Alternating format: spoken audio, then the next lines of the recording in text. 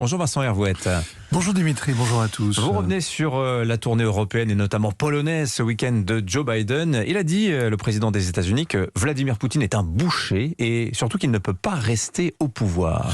Alors, on connaît la réputation de Joe Biden, une machine à gaffe, et ça s'aggrave. 79 ans, 2 AVC, beaucoup de stress, il y a des absences, on compatit. Au début du mois, pendant son discours sur l'état de l'Union, il a déclamé que Poutine ne gagnerait jamais le cœur et l'âme du peuple iranien.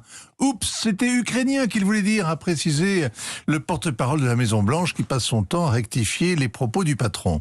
54% des Américains pensent que leur président n'a pas les capacités mentales pour faire le job.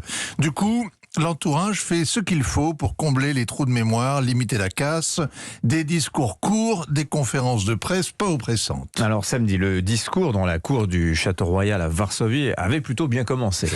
Il a commencé par la bonne citation du bon auteur, Saint Jean-Paul II, « N'ayez pas peur ». Et le président a continué à lire le prompteur pendant 27 minutes. Tout était soigneusement calibré pour manifester l'unité des Occidentaux qui tentent d'arrêter la guerre sans faire la guerre, sans donner de prétexte à Vladimir Poutine pour étendre la guerre. Mais avant de descendre de l'estrade, patatras, Saint-Jean Bouche d'Or a improvisé, mangé le morceau.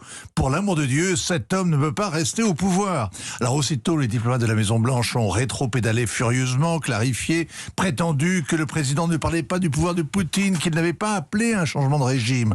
Joe Biden a toujours eu l'art de dire ce qu'il ne fallait pas dire, et même le pire de ce qu'il ne fallait pas dire. En l'occurrence, il a donné à Vladimir Poutine l'aveu qu'il attendait. Les États-Unis se servent de l'Ukraine pour la battre. Le paranoïaque du Kremlin est réellement persécuté. Et il y a donc 2 leçons à tirer de l'événement. 1. Joe le gaffeur est entouré de fiefs et menteurs.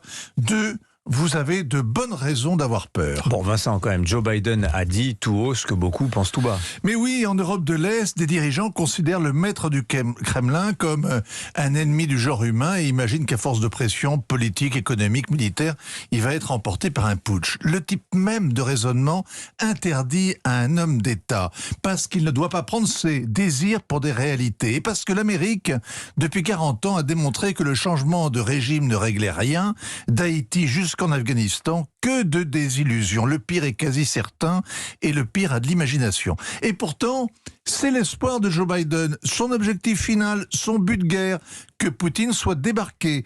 Cette gaffe n'est pas une erreur, c'est un aveu. Alors d'ailleurs, ça n'est pas la seule qu'il a faite ce week-end. Alors il a fait mieux, ou pire, moins remarqué. Devant les parachutistes de la 82e Airborne, déployés à la frontière, il a lancé « Vous allez voir quand vous y serez. D'ailleurs, certains d'entre vous y sont déjà allés. » Alors c'est la gaffe à la puissance 2, ça. Il dit que les soldats américains sont sur le point d'être envoyés au front, ce qui est en totale contradiction avec la politique officielle, et il laisse entendre que certains y ont déjà été engagés secrètement. Ce week-end, c'était le printemps, et avec, grâce à Joe Biden, une belle éclaircie dans le brouillard de la guerre.